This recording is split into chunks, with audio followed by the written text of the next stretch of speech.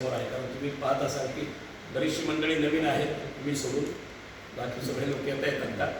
तर यामध्ये नवीन अध्यक्ष श्रेयस पगारिया, कार्याध्यक्ष आमचे विजयजी भिलवडे, कोषाध्यक्ष सुनील मांडव, आमचे विजयजी छाडे, उपाध्यक्ष श्रीजी मंडेचा आणि प्रसिद्धी प्रमुख आमचे संदेश गदिया या ठिकाणी सगळे पदाधिकारी आहेत.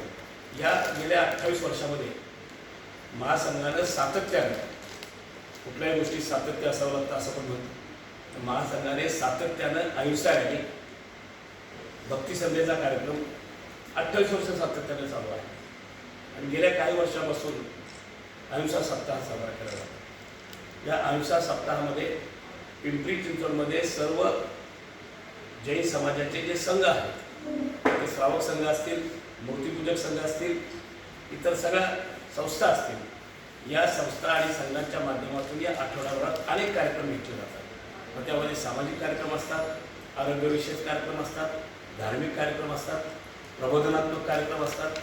यावर्षी असे या 7 दिवसामध्ये 40 कार्यक्रम आणि 40 कार्यक्रम वेगवेगळ्या शहरामध्ये, वेगवेगळ्या उपनगरामध्ये, वेगवेगळ्या ठिकाणी या महासंघाच्या विविध संस्थांच्या वतीने घेतले जातात. ही सगळ्यात विशेषता आहे. मला असं वाटतं पुण्यातसुद्धा असा महासंघ नाही की ज्या महासंघाच्या वतीने इतर संस्थांचे कार्यक्रम आम्ही त्या अहिंसा सप्ताहामध्ये इन्क्लूड करतो. पुण्यामध्ये जे महासंघ आहे त्या दिवशीचा मोठा कार्यक्रम होत असतो.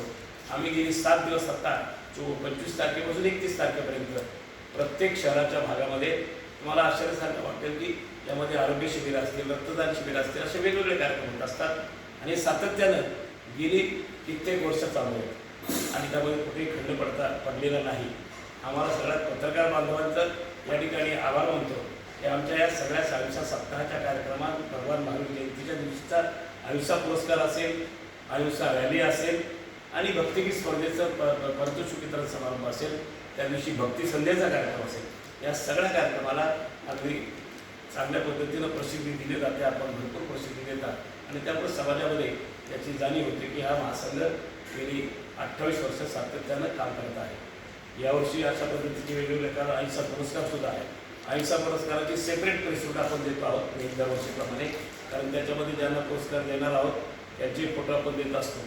आतापर्यंत वेगवेगळ्या महानुभावांना आपण अहिंसा पुरस्कार दिलेला आहे. तुम्हाला माहिती असेल, आपण अण्णासाहेब हजारे, पोपटराव पवार, नंतर MITचे हे विश्वनाथ कराड असतील, त्यानंतर मागच्या वर्षी मागच्या डॉक्टर रामचंद्र देखणे, नंतर पोपटराव पवार,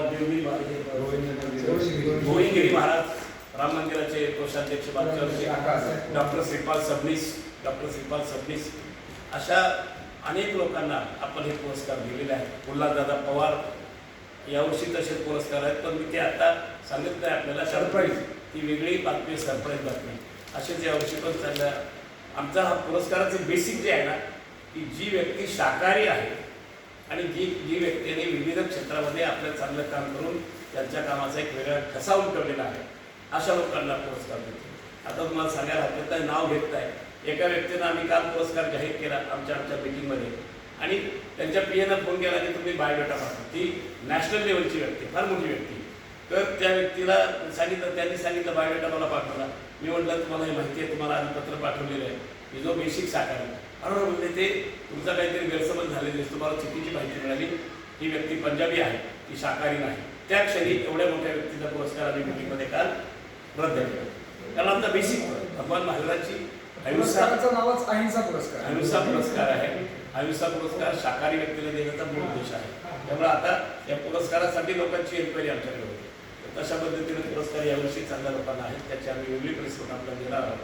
तर या संबंध आमच्या 27